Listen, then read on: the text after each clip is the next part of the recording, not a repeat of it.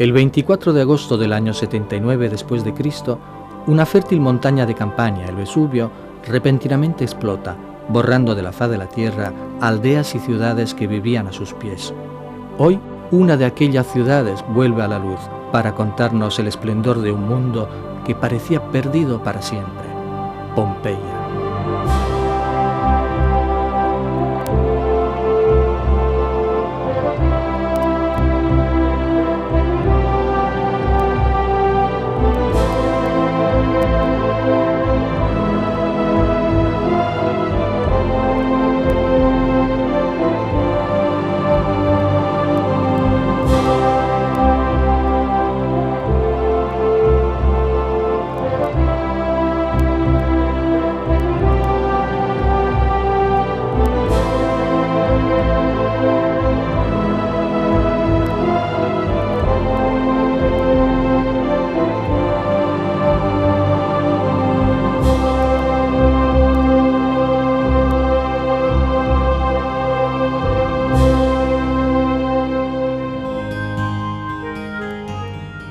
¿Por qué millones de turistas siguen visitando un lugar muerto desde hace 20 siglos?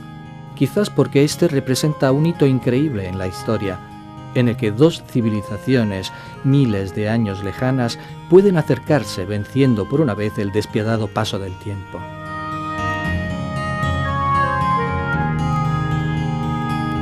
Antes de la catástrofe, Pompeya era uno de los centros más florecientes de Campania. No era una ciudad joven, al contrario. Había nacido 700 años atrás, y por aquí habían pasado etruscos, griegos, samnitas, hasta la llegada del invencible ciclón de Roma, que en el año 80 a.C. la transformó en colonia romana. Aquel sería su último siglo de vida. Un siglo en el que la ciudad creció comercialmente, transformándose en un frecuentado lugar de reposo de ricos personajes que construyeron grandes villas, enriquecidas con innumerables obras de arte.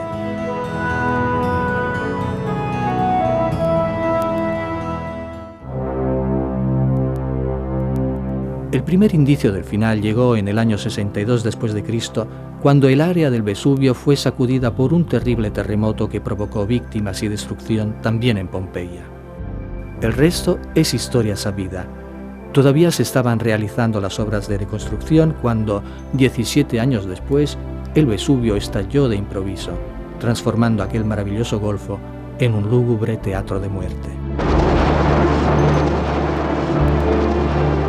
Una avalancha inmensa de lava y cenizas cayó como un manto de muerte sobre toda la región, y al final una capa de gases venenosos se extendió sobre personas y cosas, aniquilando toda forma de vida.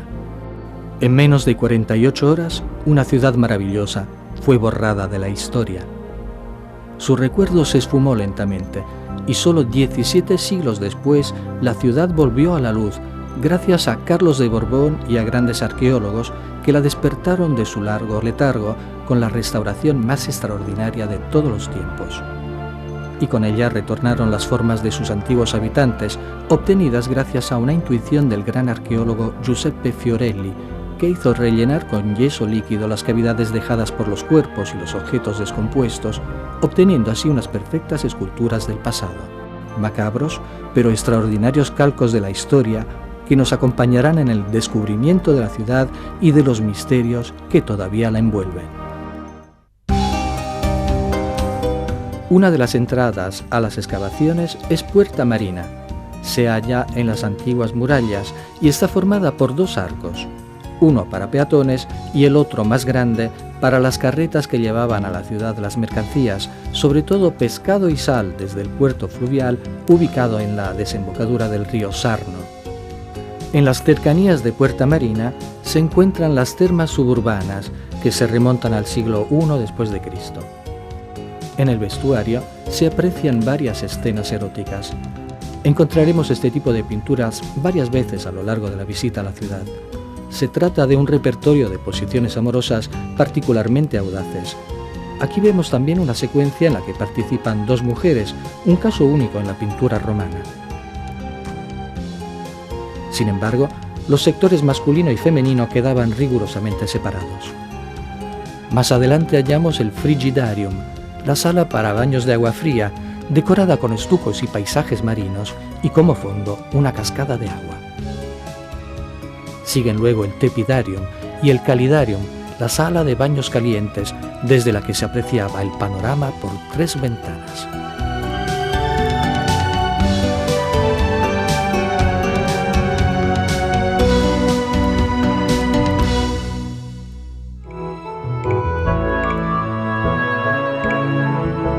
Adentrándonos en la ciudad, llegamos a su centro social y religioso. Nos hallamos en el templo de Apolo, uno de los más antiguos de Pompeya, construido en la primera mitad del siglo VI a.C. Hasta la construcción del gran templo de Júpiter en el Foro, este fue el santuario más importante de la ciudad.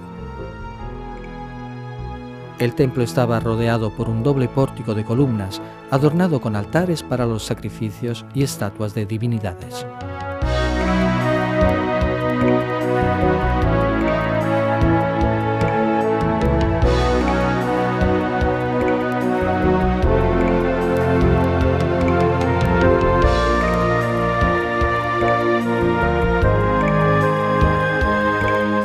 Hoy podemos admirar las copias de una estatua de Apolo y en el lado opuesto de un busto de Diana.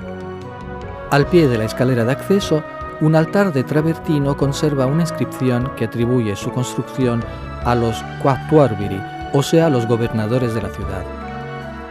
En cambio, sobre una columna se destaca otra dedicatoria que recuerda cómo los gastos de la construcción y del reloj de sol colocado encima de la misma columna corrieron a cargo de los Duoviri Lucio Sepurnio y Marco Erenio.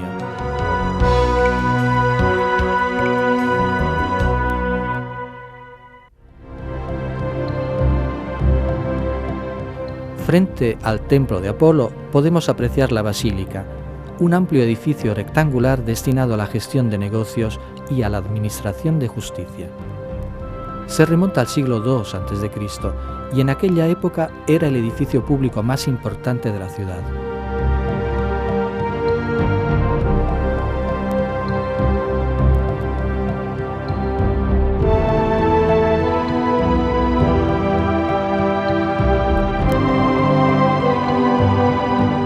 Al fondo aún se pueden ver los restos del tribunal al que los jueces llegaban por unas escaleras de madera.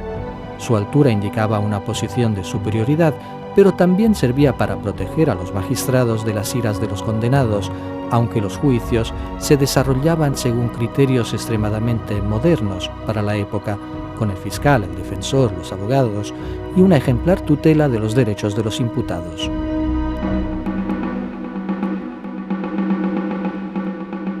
El foro era el centro de la vida política, administrativa y religiosa de Pompeya y se utilizaba a menudo para espectáculos patrocinados por particulares. Estaba rodeado de columnas en 2 niveles y no se permitía el acceso a los carruajes.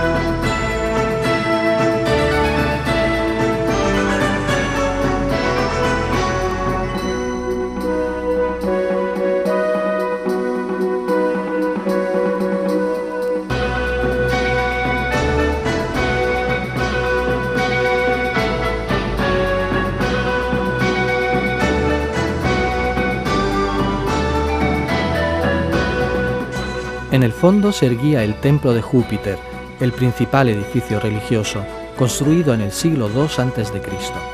En su interior se custodiaba la estatua del dios y en sus subterráneos el tesoro público, el erarium y las ofrendas.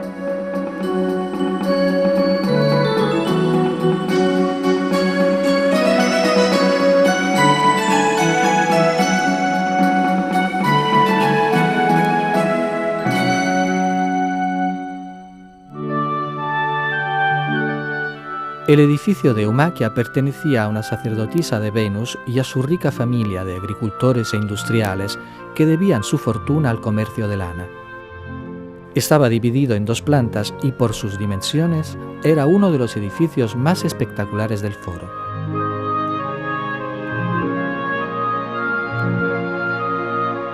En una hornacina se conserva una copia de la estatua de la sacerdotisa que le fue dedicada por el gremio de fullones, o sea, los tejedores, tintores y lavanderos que formaban una de las más importantes industrias pompeyanas.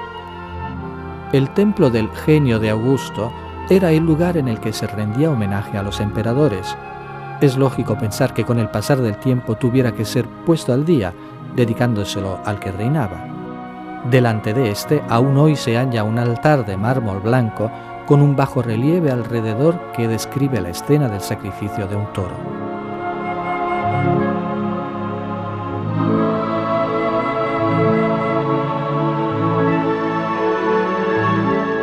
El Macellum era el área que funcionaba como mercado de carne y pescado y estaba rodeado por tiendas.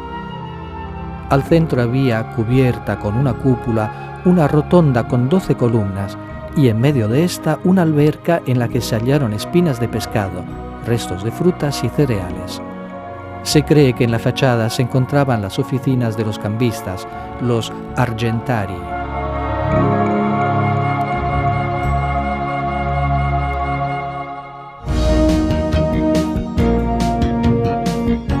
El arco de Tiberio señalaba el ingreso en el centro de la ciudad. Es uno de los muchos arcos normalmente erigidos para glorificar a los emperadores. En aquella época debían ser impresionantes, ya que estaban revestidos con mármol y adornados con estatuas y decoraciones.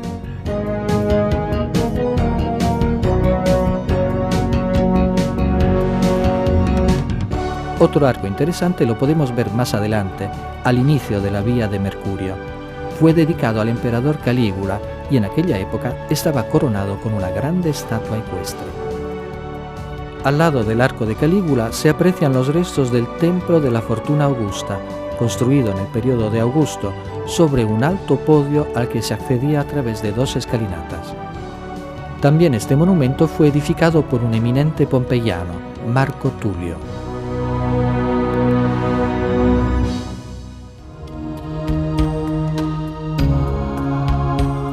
Una de las atracciones de Pompeya son sus casas, que nos dan una perfecta idea de cómo vivieron las familias romanas del primer siglo. Algunas son viviendas muy lujosas, inmensas y equipadas con todos los servicios, incluso con cuartos de baño y agua corriente, que a veces alimentaba pequeñas termas privadas. Esta es la casa de Pansa, que con sus instalaciones nos recuerda a la perfección que alcanzó la vivienda romana. Aquí tenemos el impluvium, que servía para acumular en una cisterna el agua pluvial.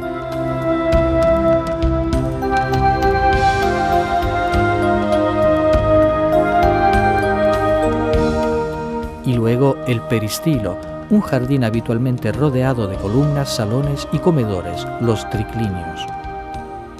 Un tipo de jardín que convertía la casa en una verdadera villa de campo en plena ciudad.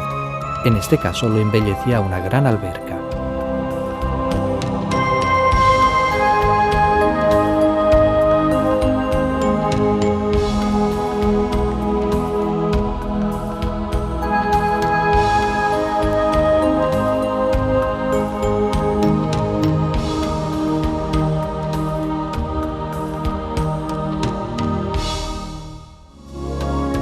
Un poco más adelante tenemos la casa del poeta trágico, llamada así gracias a un espléndido mosaico que muestra una escena teatral. Actualmente se conserva en el Museo Arqueológico Nacional de Nápoles. Sin embargo, la vivienda es más conocida por otro mosaico, que se halla en la entrada con la frase «Cave canem», o sea, «cuidado con el perro». Hemos intentado reconstruirla como debió ser en el momento de la erupción. En el atrio, el clásico impluvium alrededor del cual se encontraban las habitaciones de servicio. Más allá, un pequeño jardín donde se aprecia un larario, es decir, un templete dedicado a los lares, dioses protectores de la familia.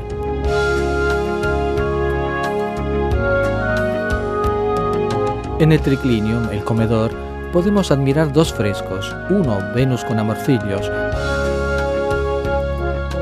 y el otro Ariadna abandonada. Otro hermoso fresco se conserva en el Museo Arqueológico de Nápoles y representa el sacrificio de Ifigenia.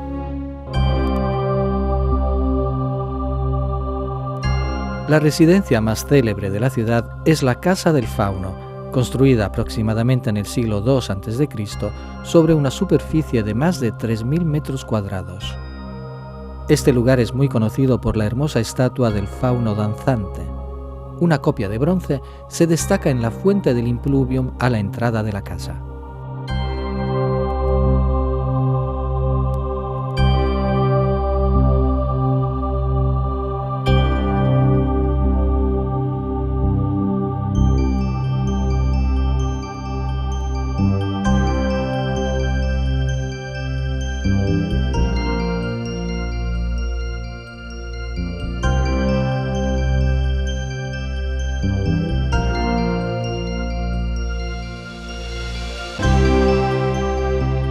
La vivienda estaba adornada con extraordinarias obras de arte, como un célebre mosaico que ocupaba todo el pavimento de una de las salas y que representa una de las batallas, tal vez la de Iso, en la que Alejandro Magno derrotó al rey persa Darío.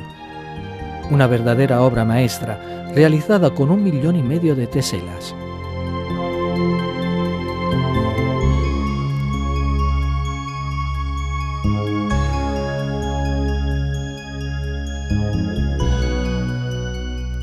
A los preciosos jardines, rodeados por galerías con columnas, se accedía a través de las habitaciones de recibir, todas estas decoradas con extraordinarias obras de arte.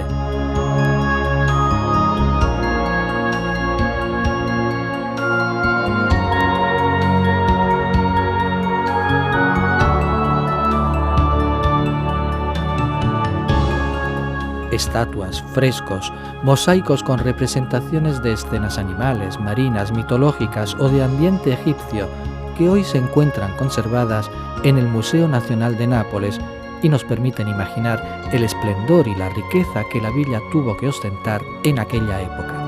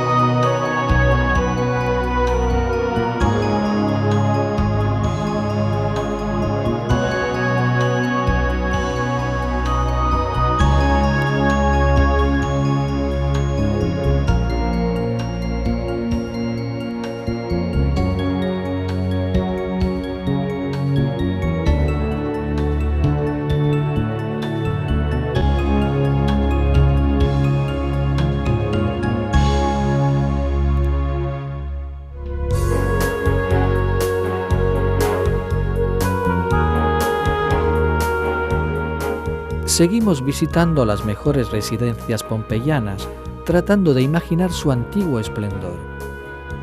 Esta es la Casa de Lara Máxima, que a pesar de sus reducidas dimensiones, con sus magníficos decorados nos hace suponer el alto grado social, además del buen gusto de sus propietarios.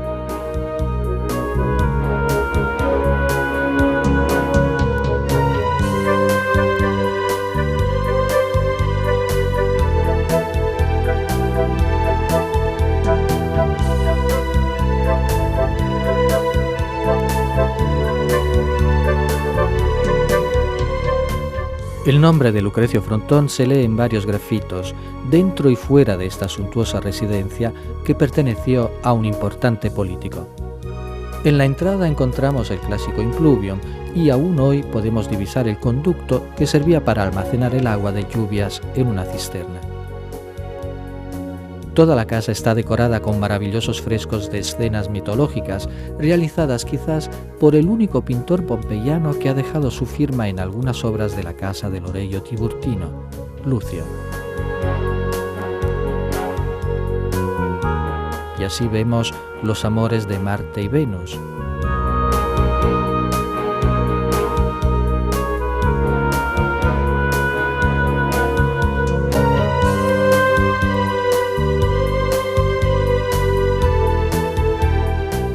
el triunfo de Dionisio y Ariadna. Teseo, que recibe de Ariadna el hilo que lo ayudará a salir del laberinto. Narciso, enamorado de su propia imagen reflejada en una fuente. Una vivienda rica, por lo tanto.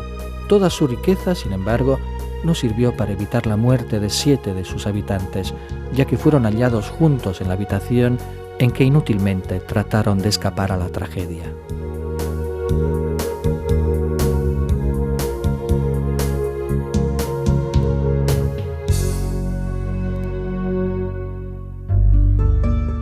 Pasamos luego a la Casa de los Amorcillos Dorados, que debe su nombre a una serie de amorcillos grabados en laminillas de oro que adornaban un ambiente del peristilo.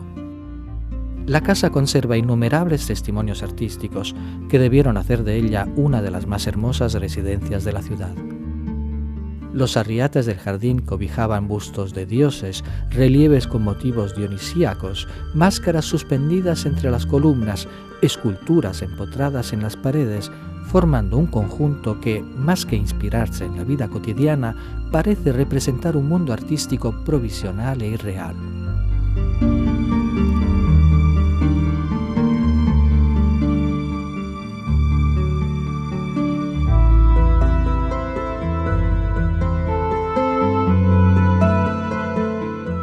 Delicioso es el templete dedicado a los lares, las divinidades protectoras de la familia, situado en un lado del peristilo, en el gran jardín con columnas ubicado al centro de la casa.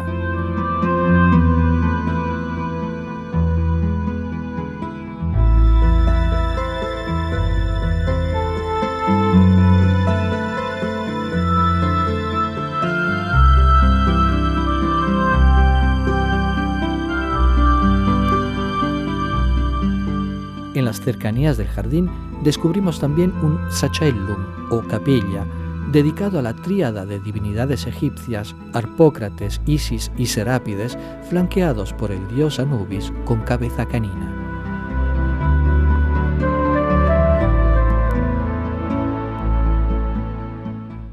Una de las casas más célebres de Pompeya es la Casa de los Betios, que perteneció a 2 acaudalados personajes, Aulo Betio Restituto y Aulo Betio Conviva. Los 2 eran libertos, o sea, esclavos liberados, y se habían enriquecido con la actividad comercial. En la entrada destaca la famosa figura de un príapo en el ademán de pesar su enorme falo profiláctico, o sea, contra el mal de ojo, en uno de los platos de una balanza. En el otro hay una bolsa de monedas. De ahí se pasa al atrio principal, con el impluvium al centro.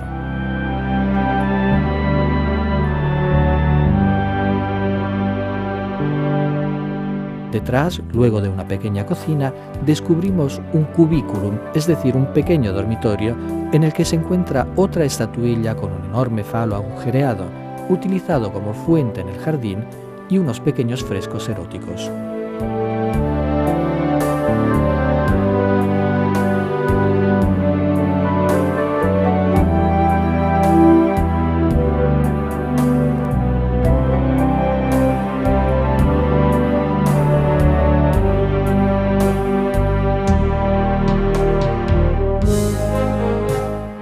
El jardín, peristilo, parte central de la casa, estaba adornado con flores y estatuas y enriquecido con juegos de agua. Hay que destacar que el agua, gracias a tuberías de plomo, llegaba a toda la casa.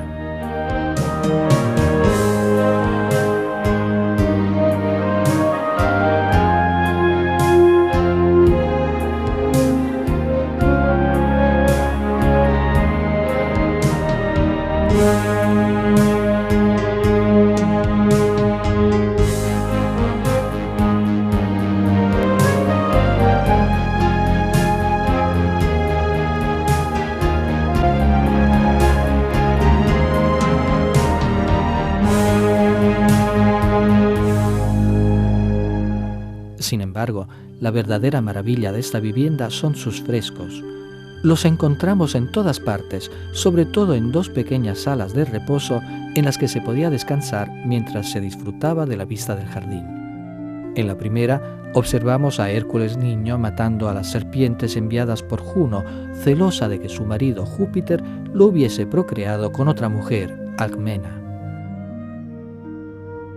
En la pared del fondo se encuentra el suplicio de Penteo, rey de Tebas, despedazado por las bacantes por haberse opuesto a la introducción del culto de Dionisio en su ciudad.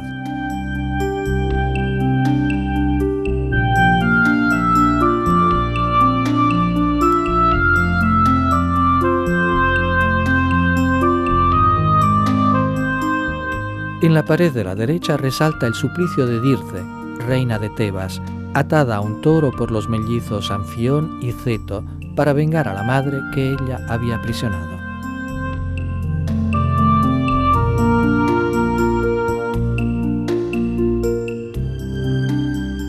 En el segundo cuarto, la Pasión de Pásife, en el que apreciamos a Dédalo donando una vaca de madera a Pásife, mujer del rey Minos de Creta, para que pueda parearse con un toro del que se había enamorado. De esa unión nacerá el Minotauro, un monstruo con cuerpo humano y cabeza taurina. En la pared del fondo, el suplicio de Ixión. Hospedado por Zeus en el Olimpo, Ixión pretendió el amor de Hera. Despreciado por esta, tuvo como amante a una nube que tenía sus rasgos, y de esta unión nacieron los centauros, seres con cuerpo de caballo y rostro humano.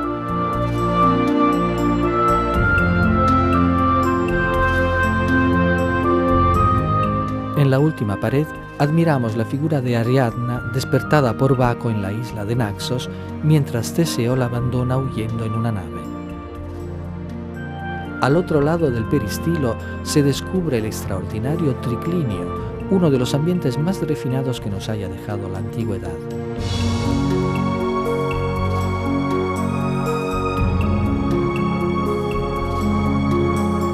Las paredes están atravesadas por franjas negras en las que se desarrolla el célebre friso de los amorcillos, concentrados en el trabajo y el deporte. Hallamos a los amorcillos floristas, los perfumeros, los que corren en vigas tiradas por antílopes, también los amorcillos orfebres, los tejedores y muchos más, que forman un conjunto de increíble pericia artística y extraordinario buen gusto.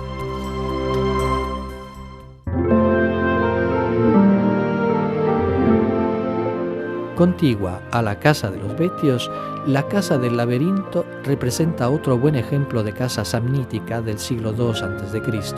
y viene llamada así debido al mosaico, precisamente de un laberinto, que aquí fue hallado.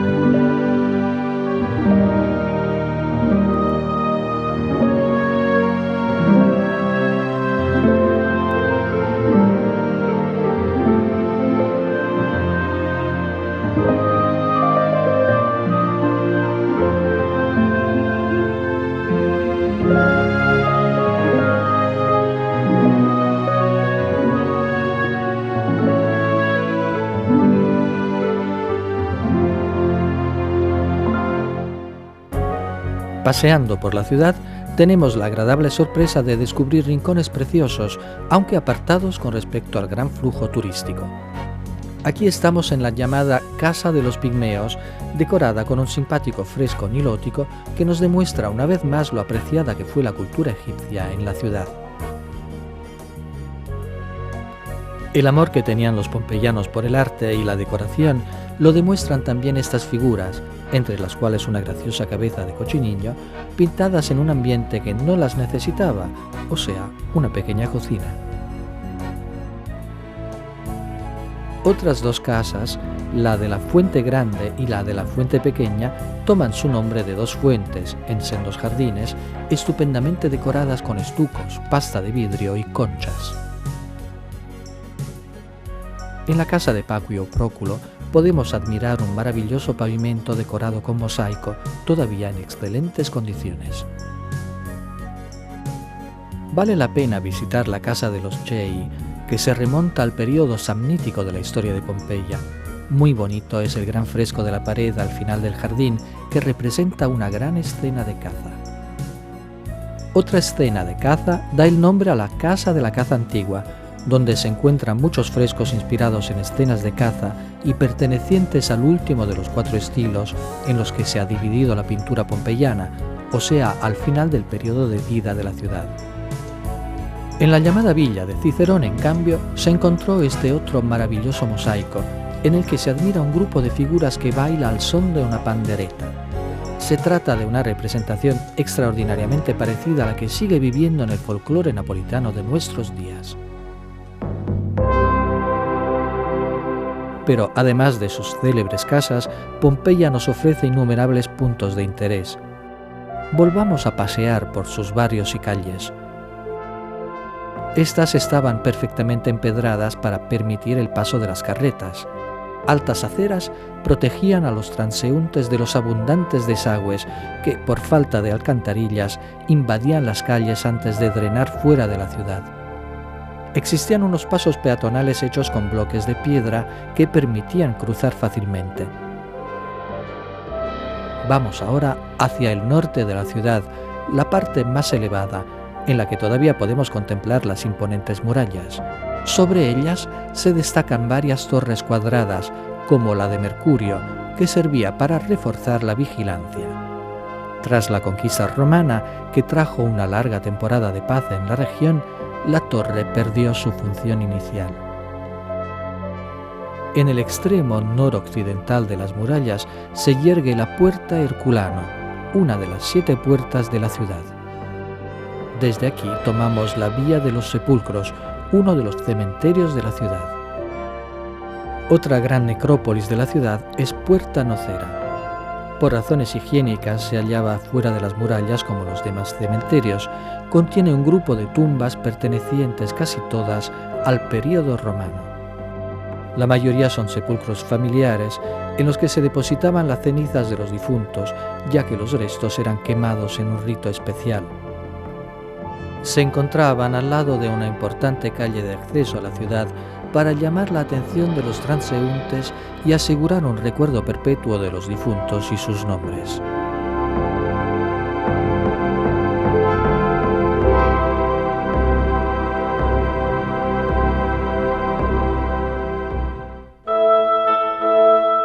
Pompeya era un importante centro comercial y era visitada por mucha gente de paso, que aquí hallaba infinidad de posibilidades para hacer negocios y divertirse.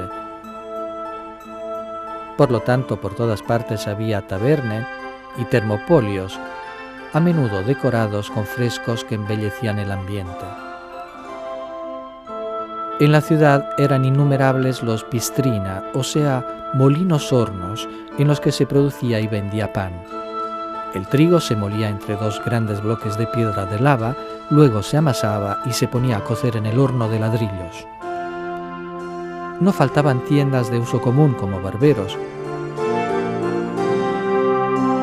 y había también una casa de juego, frecuentada por hombres y mujeres, que nos recuerda la gran afición de los romanos al juego y a las apuestas.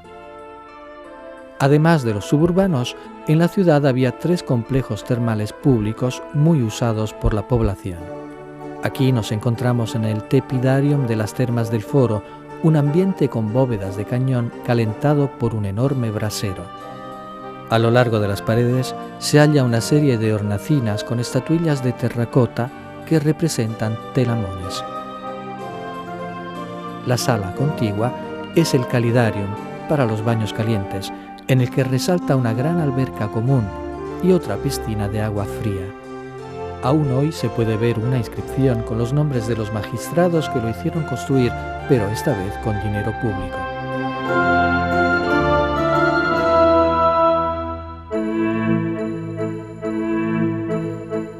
Una de las maravillas de Pompeya era su sistema de agua corriente, abastecido por un acueducto hecho construir por Augusto.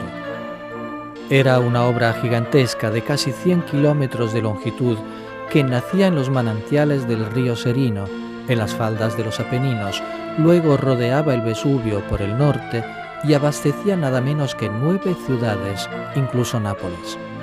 El agua llegaba a la ciudad por el punto más alto, en las cercanías de la Puerta Vesubio. Ahí, un gran colector, el Castellumacque, la distribuía en 3 grandes ramificaciones que a su vez abastecían numerosas fuentes públicas, además de las termas y todas las casas ricas. Mucha agua también debía ser necesaria para abastecer esta fulónica, o sea, lavandería. Estos talleres eran tan numerosos que el de los fulones era un importante gremio de comerciantes de la ciudad. La ropa se lavaba y aplastaba con los pies en grandes albercas, con una solución de agua y orina, utilizada en lugar de la soda por su alto contenido de amoníaco.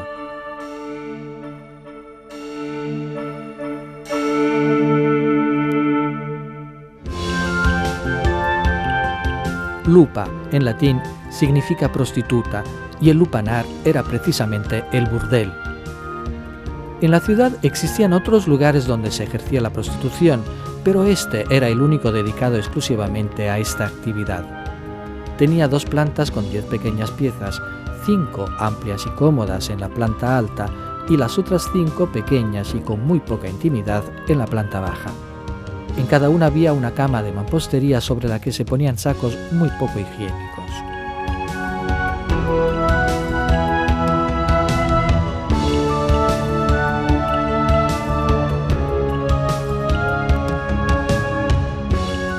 A la entrada de las habitaciones, las célebres escenas eróticas pintadas aludían quizás a las posiciones amorosas ofrecidas por las chicas de la casa.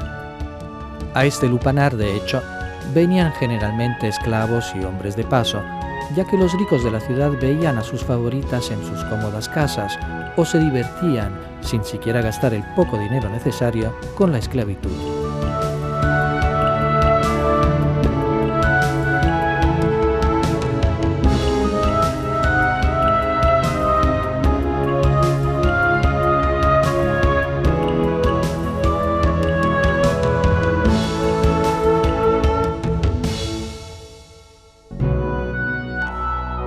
El Foro Triangular, el otro gran espacio de la ciudad destinado a la vida social y religiosa, además del Foro de Puerta Marina, debe su nombre a su original forma triangular.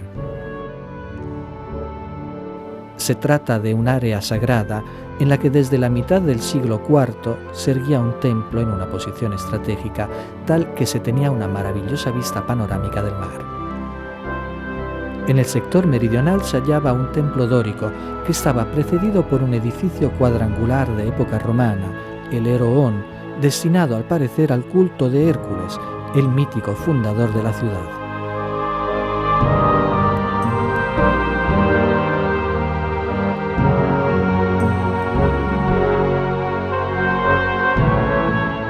Más al sur, un pozo excavado en el banco de lava preexistente con el tiempo asumió una función monumental, gracias a que fue incluido en un tolos, o sea, una construcción circular con columnas dóricas de toba.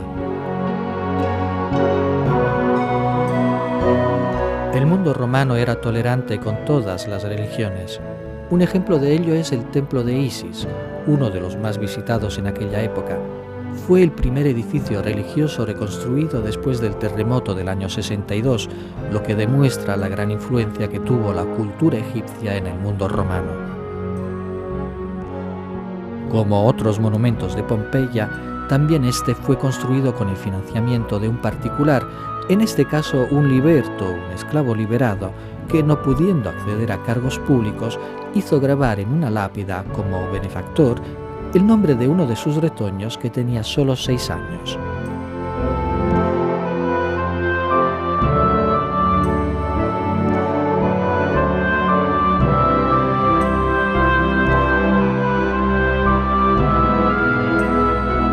En el Museo Arqueológico Nacional de Nápoles se conservan numerosos restos y obras artísticas hallados en el templo, como este cuadro que representa el mito de Io, la sacerdotisa de Hera Argelia, en su llegada a Canopo y la liberación del cautiverio de Argos.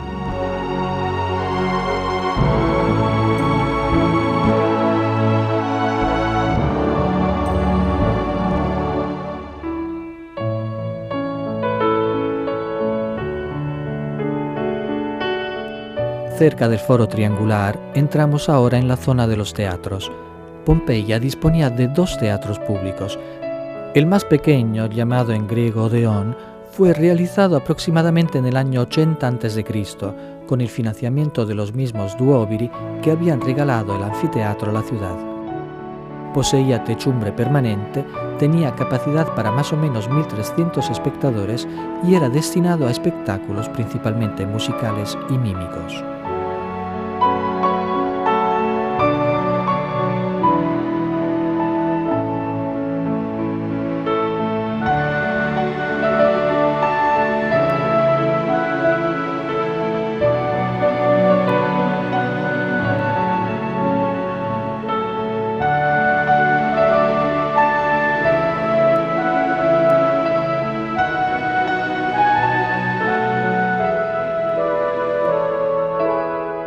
El Teatro Grande fue edificado en el siglo II a.C. y tenía capacidad para 5.000 espectadores. Estaba perfectamente equipado para todo tipo de espectáculo teatral, incluyendo complicados juegos de agua. Normalmente estaba descubierto, pero en caso de excesivo sol o de lluvia, podía ser completamente cubierto por un inmenso velarium de tela. Detrás del Teatro Grande, un amplio espacio urbano era destinado al cuartel de los gladiadores, el lugar donde se alojaban y entrenaban los gladiadores que lucharían en la arena. Actualmente el área es un valioso museo de grafitos que nos cuentan la vida y peripecias de hombres frecuentemente desventurados, pero que en algunos casos alcanzaron una gran fama.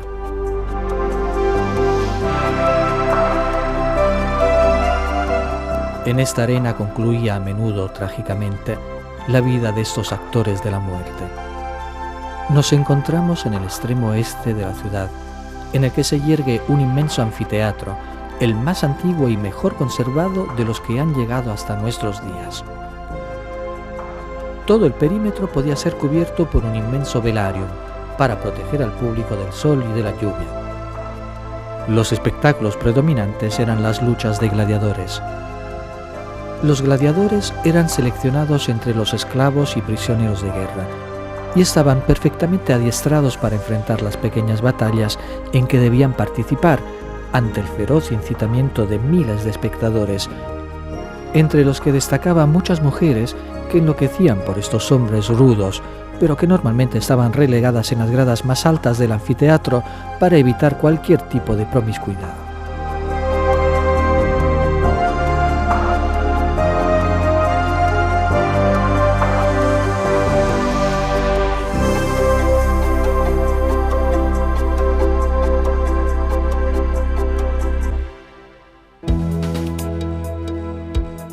Pero volvamos a visitar otras casas patricias. Esta, conocida como la Casa de Menandro, perteneció a Quinto Popeo Sabino.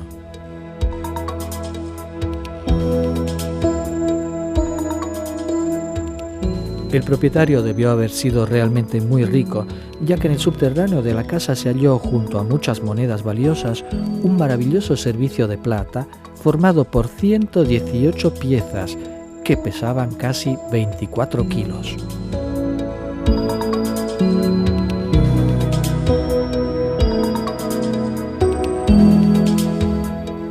Una verdadera joya es el templillo de los lares, los dioses protectores del hogar. Todas las habitaciones estaban decoradas con hermosos frescos.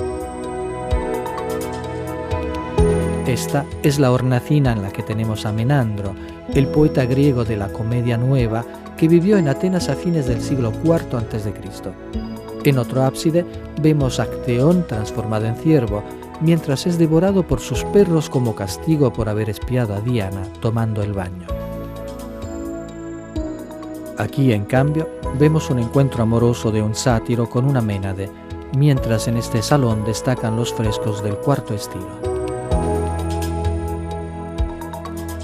En la misma sala se hallan los esqueletos de las personas que volvieron a la casa para tratar de salvar sus cosas, mientras en otro ambiente se descubrieron los cuerpos del administrador de la casa y una niña al lado de una bolsa de monedas de oro.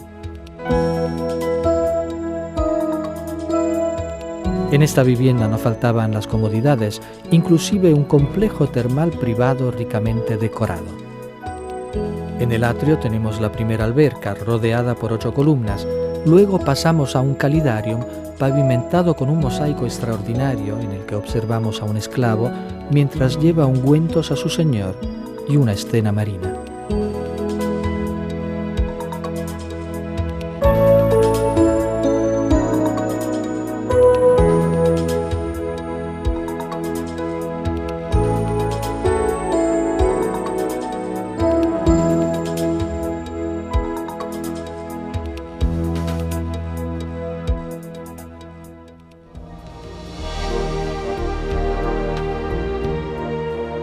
La Casa del Centenario se llama así porque fue hallada durante las excavaciones de 1879, año del 18 centenario de la erupción. En el centro del jardín se observa una piscina.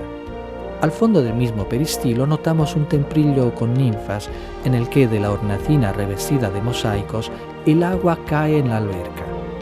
Alrededor, frescos con escenas de animales y combates entre fieras.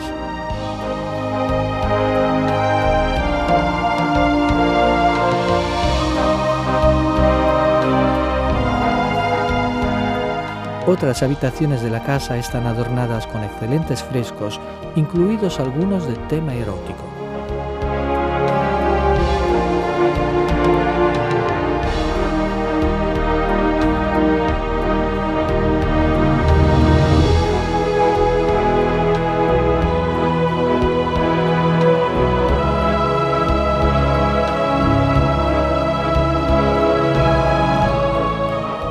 En las cercanías de los teatros descubrimos la Casa del Larario de Aquiles, que debe este nombre al altar ubicado en un rincón del atrio.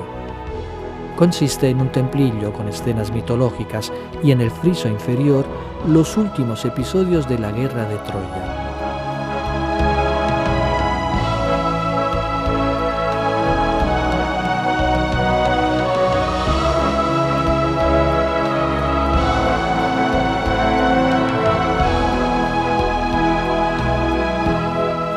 En un ambiente de la casa sobresale un gran fresco en el que observamos una escena con 2 grandes elefantes.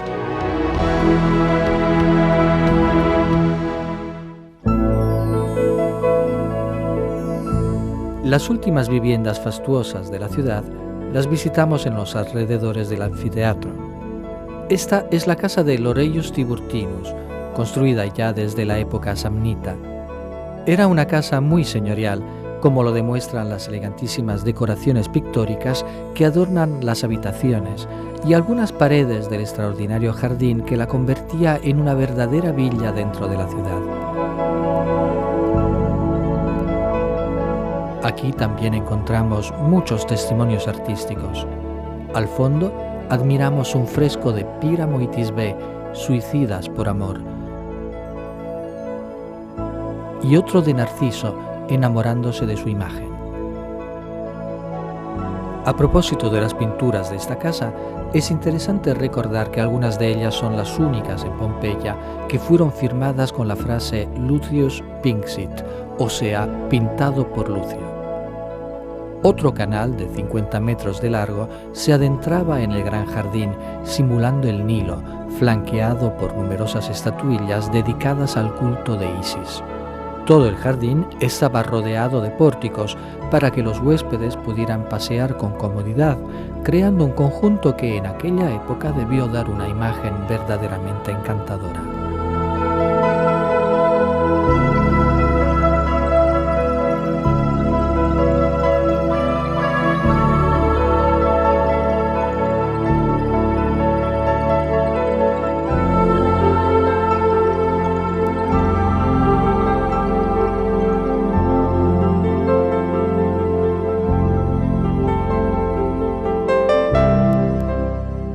Al lado de la casa del Loreio Tiburtino, nos encontramos en la casa de la Venus en la Concha, que perteneció a un ciudadano muy adinerado y fue sacada a la luz solamente en 1952.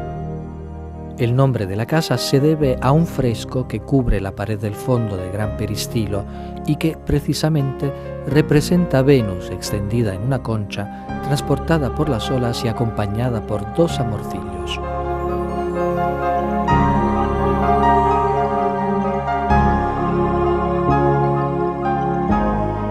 Esta obra está flanqueada por dos recuadros, uno que representa a Marte y el otro una fuente.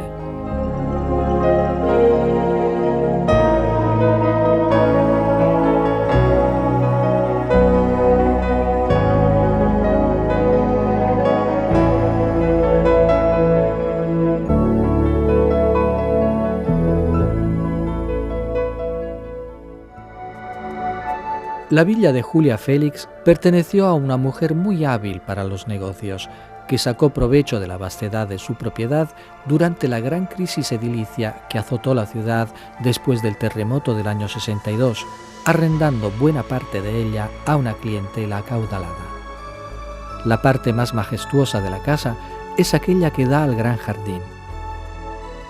Consistía en un elegante pórtico que lleva a un hermoso triclinio veraniego revestido de mármol y una fuente con peldaños.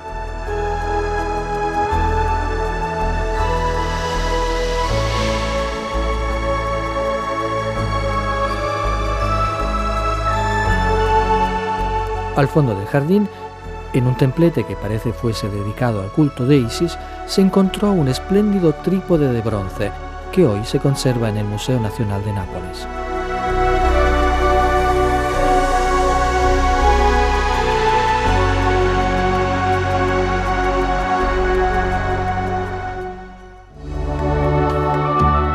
Queremos concluir nuestro viaje en Pompeya en uno de sus rincones más famosos. Nos hallamos en la Villa de los Misterios, una gran vivienda suburbana situada al norte de la ciudad en una estratégica posición panorámica. El primer núcleo de la villa se remonta al siglo II a.C., pero posteriormente fue ampliada, adquiriendo el esplendor de una morada patricia.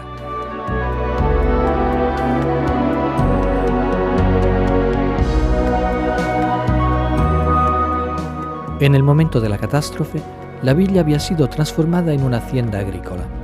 Lo atestiguan las grandes cocinas y el barrio rústico, en el que se ha reconstruido el torcularium, un poste de madera con forma de cabeza de carnero en un extremo, que servía para aplastar las uvas. Una curiosidad es el pequeño grafito que hay en una pared con la caricatura de un senador del que hasta sabemos el nombre, Rufo. Lo que le ha dado fama universal a la villa son sus frescos, empezando por los de un cubículo, un pequeño dormitorio.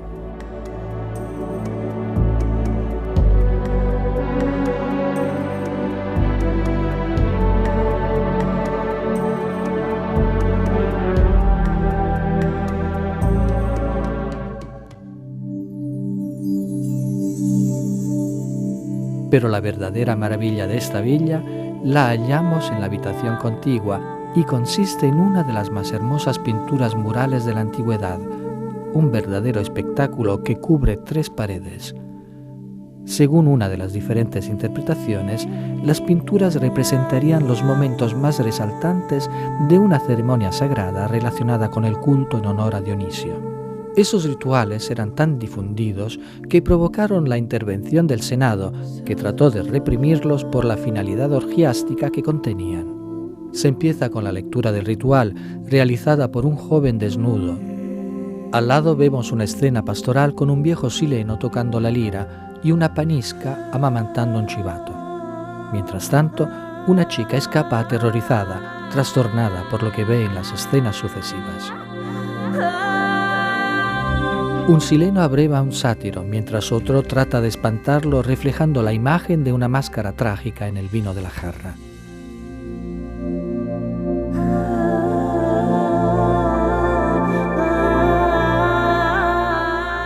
Un poco más allá, Dionisio, ebrio y semidesnudo, se apoya en el vientre de Ariadna.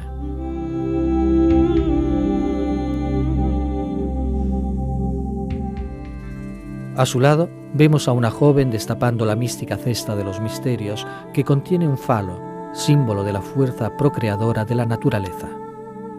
La ayuda a un demonio alado, listo para flagelar a una chiquilla que aterrorizada se refugia en el vientre de una matrona. Al lado, una bacante desnuda, con suave ademán, se entrega a una danza. La pintura en conjunto es una de las más extraordinarias expresiones de la historia del arte, una obra maestra absoluta por sus formas y contenido. Nuestro viaje en Pompeya termina aquí. La ciudad, una vez más, pasa bajo nuestros ojos, pero ahora sin la muchedumbre de turistas que la invade diariamente. La hemos restituido a sus antiguos habitantes, que parece la siguieran poblando como tantos años atrás.